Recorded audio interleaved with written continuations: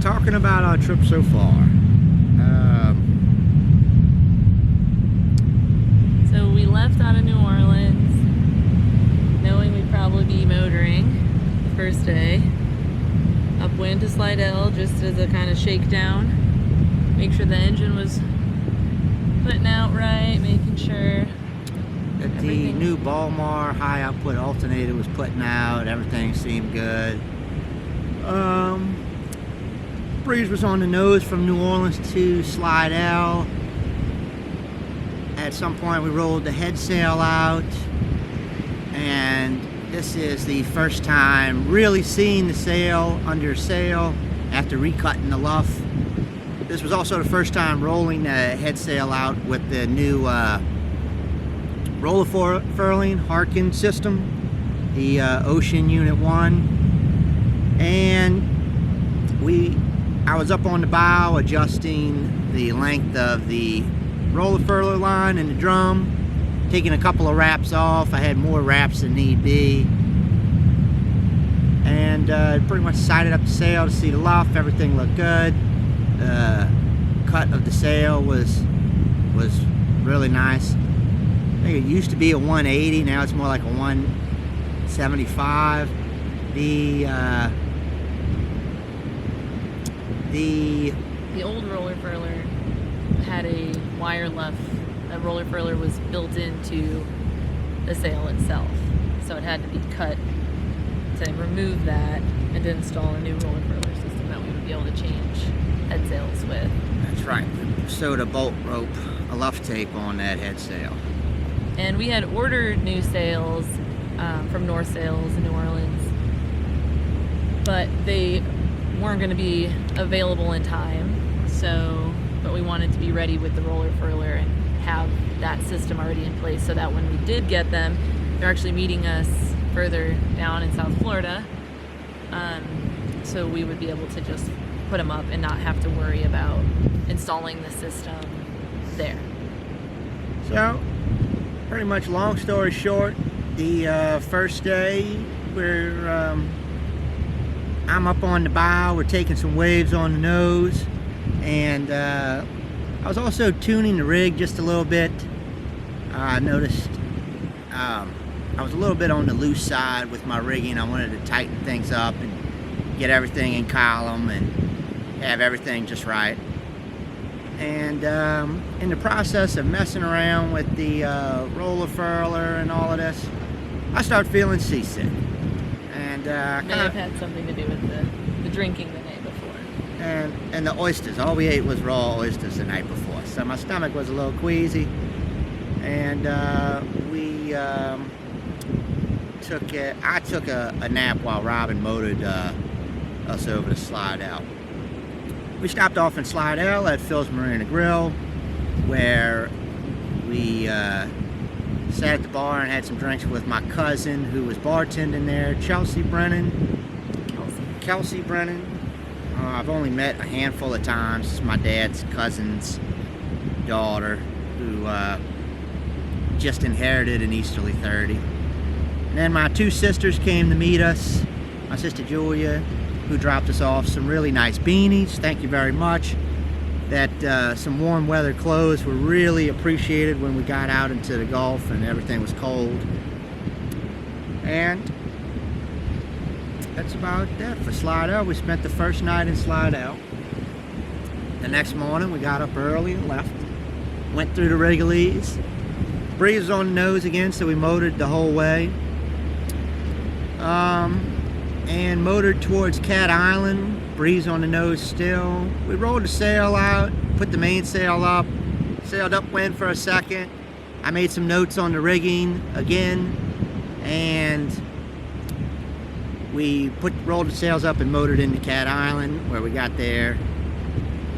And this is the first time we were going to be anchoring with our new anchor. We have a Bruce, it's a 45-pound Bruce anchor, which is what everyone recommended. They hold really well in pretty much all conditions, and if they do drag, they tend to reset themselves. I think the 200 feet of chain really helps with that too. We're going all chain with 2 snubbers going off either side to some 3-strand, heavy duty 3-strand. Hasn't slipped once this whole trip. Yeah, so that went well. We went out and had fire on the beach right before sunset, kind of, you know, excited to get out there and be at our first beach, our first island, and had a little fire, cooked up some hot dogs on the beach. Rue had a great time. I mean, he got there and pretty much took off. We were like, all right, where'd he go? And then I called him and he came back, and he's pretty good about that most of the time. Yeah. So he pretty really... wooded area there. We were on the northeastern side of Cat Island, well protected from an east breeze. And there's the southeast breeze. Yeah, a little bit of a southeast breeze. Nice wooded area, lots of firewood. Big wide island. Kind of hard to tell though, because it's super dark. Lots of trees when we got there, but we were able to have a nice fire. And we could hear the Gulf waves crashing, but definitely we didn't venture over there. We were kind of like, we'll eat, we'll get back in the boat and go. And looking back, it was kind of a bold move even, because we pretty much anchored as the sun was setting, had to inflate the dinghy, put the motor on. This is our first time doing that. We actually hadn't assembled the dinghy first time assembling together. The dinghy? What kind of dinghy is it? Yeah, so a lot of our stuff is West Marine stuff, because that's where I was working for the past year, so got a good price on that stuff. And we actually have an outboard that we picked up in Kentucky. We were up there visiting my family when my grandmother passed away, and we picked up an outboard just a couple miles down the road because they don't get a whole lot of use and they're really not in any salt water. And so it's an older outboard and it looked pretty much brand new. It'd been in this guy's barn for a year. And Honda? Yeah, it's a Honda. 7.5 horsepower, 4-stroke. It starts first pull every time. Big thanks to my buddy Nick Haju for coming out and helping us with all of our engines. But he does not do that for anyone else. Don't call him and bug him. Don't call him. And so yeah, it's been very reliable. But it was pretty bold of us to go immediately at sunset down, leave the boat at anchor and just kind of trust it. Looking back, we were pretty lucky. I mean, we weren't there very long and we had the boat in sight the whole time. The dinghy's really nice. The dinghy we got has a nice hard bottom. It stays inflated really well, and it jumps up on a plane with us wide open with the 2 of us and Rue. So that was good because we had to anchor pretty far away from Cat Island to be in some shallow enough water for anchoring, and then we had to run wide open in some pretty decent sized waves to get back. Not that we ran wide open to get back. We ran wide open to get there, I'd say. But it was a good time. So next day, rain was coming. It's been a very foggy and kind of nasty December. It started off with lots of fog and a breeze on the nose, but the next day when we left Cat Island, we decided to leave early because some rain was coming in. We didn't want to get stormed on out at anchor, so we sailed to Gulfport, which is just a quick 4-hour sail from Cat Island. Had the Genoa up and the mainsail up. I don't think it was 4. I think it was like maybe a 2 hours. Maybe even 2 hours. It wasn't very long. No, but we did sail until we got up close to the marina, the yacht club, which is right by a huge shipping, the Dole factory, so we didn't really want to. Yeah. You got to watch going into Gulfport. There's a couple ways to get in. And it started picking up, and during the day is fine. Kind of got choppy out there, so we just motored in the rest of the way, got into the harbor and tied up, and we had a nice sail though. We sailed along at 7.5 that day, and it was a nice beam reach, breeze coming down the Mississippi Sound, but the waves weren't quite too big yet, so the boat handled quite well. We were happy. We still hadn't done the final adjustments with the rig tune, just yet. Well, I had made some adjustments, but had more notes on what else to do. Anyways, we pull up in Gulfport. My cousin Jacob meets us, and we hung out there for 2 days. So. Yeah, the next day Used boat store was New Year's Eve, and we weren't really sure what our plan was. If we wanted to go to one of the casinos or something over there, the Redneck Riviera, see what we could Biloxi. scare up for fun on New Year's Eve.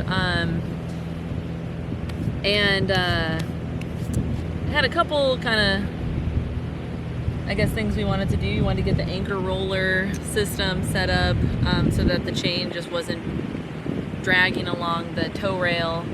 And we stopped at a used boat store. What's the name of that place? I think Ken's Marine. I was able to get some parts really cheap. They were just trailer parts with a roller for me to be able to roll the chain off the side of the boat instead of having it beat up on the tow rail.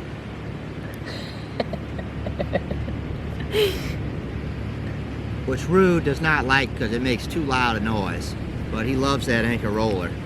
Ain't that right, Rue? Yeah, he wanted to be included.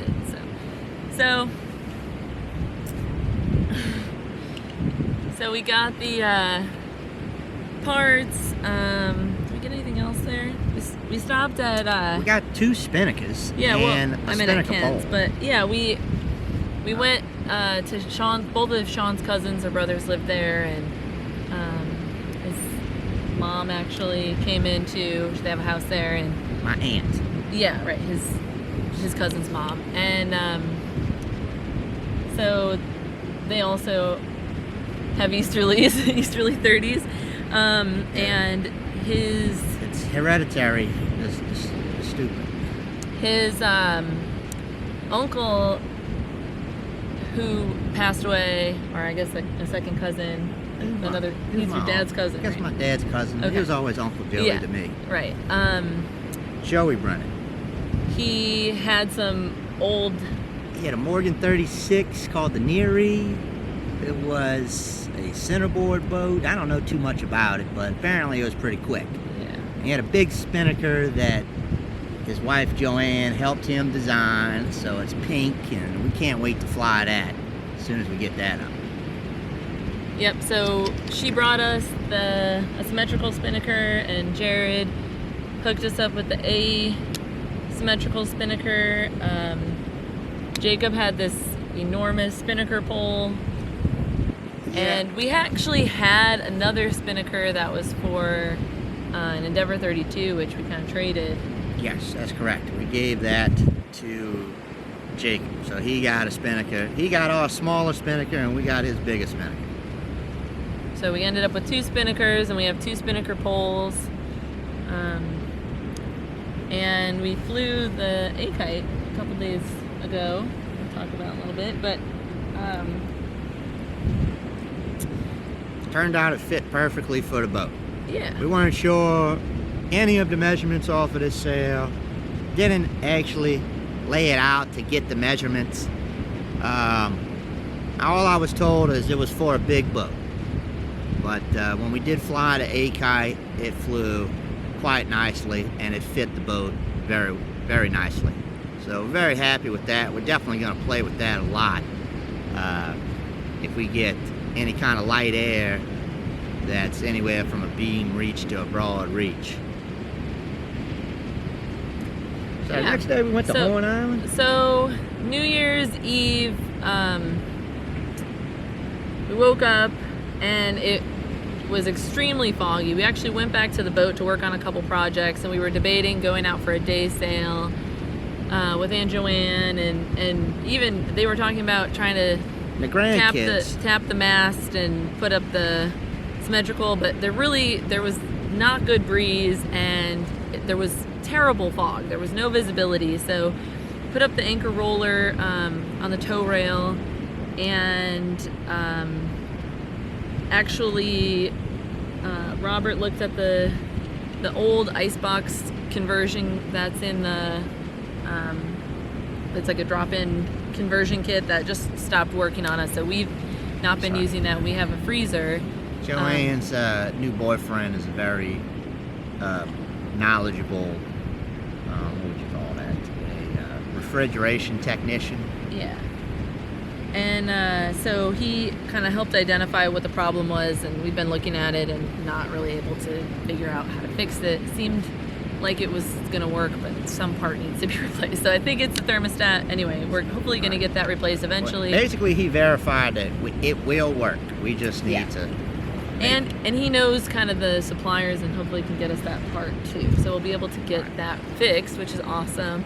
So we kind of spent the day doing that, and then went back, and the kiddos were running amok in the house, and the grandkids, Joey Jr. and Audrey and Teddy were having a blast for New Year's, shooting fireworks. Yeah, they wanted to go get fireworks, and there was some debate about what we were going to do, and decided to go down to the beach and do the fireworks. So we spent New Year's Eve doing that, and great place. Gulfport Beach, everybody shooting fireworks all up and down the beach. Yeah, we just walked a couple blocks down there, and the fireworks were echoing on the pier, so it was kind of an interesting experience. Yeah, making this weird sound. And so next day we left straight to go to Horn Island. Went straight to Horn Island. Real excited to get there before sunset and be able to enjoy the island. But we didn't get there too much before sunset. So we probably rolled in around like 4. Sun was setting around 5:30. So we got to the beach on the Mississippi Sound side and decided we were going to go see the beach on the other side. With, you know, our minimal experience of doing this island hopping stuff in these little thin kind of key style islands, we sort of looked at the map, said, okay, there's another beach, we'll just walk to it. And we started walking across the beach, or from the bay side to the Gulf side. Right, and it was dunes, and then past the dunes it was marsh. And you know, once you kind of get your feet a little wet, you're in it. And so we just kept going and walked all the way to the other side. Rue's having the time of his life. He's in this tall grass. You can't even see him sometimes. He's weaving in and out, and every once in a while it's a little kind of muddy stream. And actually saw a nutria swimming, and you know, he's having the time of his life. That's what he lives for. He's a little bayou dog, and that's just always been his jam. He loves to swim and run around and chase stuff. He's really not that great at catching any of it, but he likes to try anyway. So we got to the other side and had these huge, beautiful waves crashing on the Gulf side, and watched the sunset. White sand as far as you could see in either direction. Had a couple beers, sundowner, and then since it was dusk and getting a little on the darker side, we were like, let's walk around instead of walking back through the marsh, because we just didn't want to get wet. And you know, it was warmish. We were pretty layered up, but it was definitely getting colder with the sun going down, and we were like, we'll walk around following the beach instead. And you know, if I could do it differently, I would have charged my phone more before we got to the island and just made sure it was fully charged when we got there, because it's a huge resource to have maps and be able to see what the distance is from, you know, where you start walking to where you're gonna have to get back to, and just, you know, doing all that calculation. But we didn't do that. And there's 100 people on this island, so here's 2 of them that live here.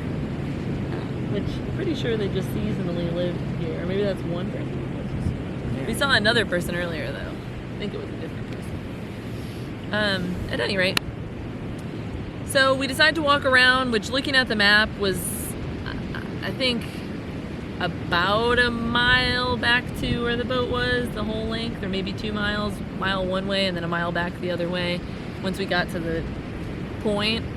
And we were kind of looking at the satellite image to try to see if there was a clear spot where it would just be sand going straight across, but everywhere was really dunes, and you had to kind of get over the dunes to see the marsh, and you couldn't really tell if it was wet or dry. Horn Island's a big island. It's pretty big, and we were pretty far on the west end of it, but like I said, like a mile or so from the very end. So we start walking around, and Rue is like looking at the waves, kind of swimming occasionally, but he doesn't really like big waves in his face, so that's a good thing. It keeps him from getting into what could be like a riptide or something like that. But it's pretty, you know, you want to keep an eye on him and everything. And Okay, come on, wrap up the story. we were doing that, and we it's dusk, it's low visibility, and there's these little mounds of grass everywhere out of this white snowy sand like this, you can see. And we kind of look back, and we're calling Rue, and we just can't make out his shape. You know, it's like, is he that blob or that blob? And he usually comes back, but the waves were so loud, I don't think he could really hear us, or he may have been more in the marsh, and we just kept calling and calling. We walked back a couple hundred feet and kept calling, and at that point it started to feel like a needle in a haystack, like this dog's gonna come back out in his own time and meet up with us, and that's what he does. And he sees we've been walking this path, but he is a dog, and sometimes instinct gets the best of him, and there have been times when I have to say, like, Rue, stop what you think you're gonna do and get over here now. And without seeing him and being able to do that, there's a very good chance he followed his nose and took off and, you know, planned to come back, and by the time he did, we weren't there. So we decided to keep walking because we figured he could be running around in there and come back out and meet us, or even go back to the other side of the island following his own, you know, scent trail back to where we got there. And when we got back around to the other side, we still didn't have him. And what was worse was we had been able to see the masthead light from even the Gulf side of the island. From the Gulf side of the island, but we couldn't see it anymore. And the fog was really thick, and the forecast was not very clear on what. So we went back to the boat to get some spotlights to come looking for Rue. We could see the masthead light. When we were coming back after we picked up some spotlights and some stuff to find Rue. Sorry, Sean. Stop. No, by the time we got around the island, we could barely see the masthead light. Okay, but when we got to the dinghy, we could see the masthead light. Yeah. So when we got to the dinghy, we could see the masthead light. We said we're going to go get some spotlights to try and find Rue, because it's dark at this point. We have like a 4,000 lumen spotlight. So we go to the dinghy, we get the spotlights, and as we're coming back to the island on the dinghy, we start to realize we can't see the boat. The fog has come in that thick, where we can't see the masthead light even from the shore of the bay side of Horn Island. So at that point I said, forget this. Can't even see the shore. Let's go back to the boat. We went back to the boat, and we said we'll get Rue in the morning. We'll go find Rue in the morning. So that was a very hard thing to do, as you can imagine, losing our little fur baby on Horn Island. Yeah, that was pretty traumatic. Feeling like, what if he's not there? All the worst case scenarios, what could, you know, where could he have gone? Or if there's an alligator in the marsh that got him. Yeah, and so with our limited cell reception, I'm like texting my mom, because I can't get internet, but I can get a text through, and I'm like, are there alligators here? She says yes. Shouldn't have even asked. It was just drove my worst fears. And you know, the riptide and that Gulf and all, and she mentions that. She's just like, yep, it's terrible. Why? I'm like, okay, well, we left Rue. We're gonna have to go back for him. And they're like, nope. My mom and sister are like, no point worrying. But of course, that's all I did. We did have a little distraction, fix the bilge pump. It was Getting the float switch was getting kind of like The float switch had a stuck bunch of crap open. in it, and it's not even just like, I think it's one of those sensors. Anyway, the float switch had a bunch of crap in it. We cleaned it out so it works a lot better. But we had burnt up a bilge pump, so we had to hook up a new bilge our pump. spare bilge pump, which you should always keep a spare bilge pump Right. of some kind. We actually don't have like the hand bilge pump on the boat, which we really need to have. Yeah, the emergency bilge pump. Wasn't pumping. So either. anyways, we weren't taking on water or anything, but it was just a decent distraction to keep Mama Robin from worrying about the Roo dog. Yeah. And the Long worst, story short, the next morning we come back to the island and we're looking for him, and I wind up walking down the beach with this bell I'm ringing, and sure enough, here comes Roo running up. I probably walked down the beach about 1.5 miles before I found him. Started finding his tracks, the tractor's tracks.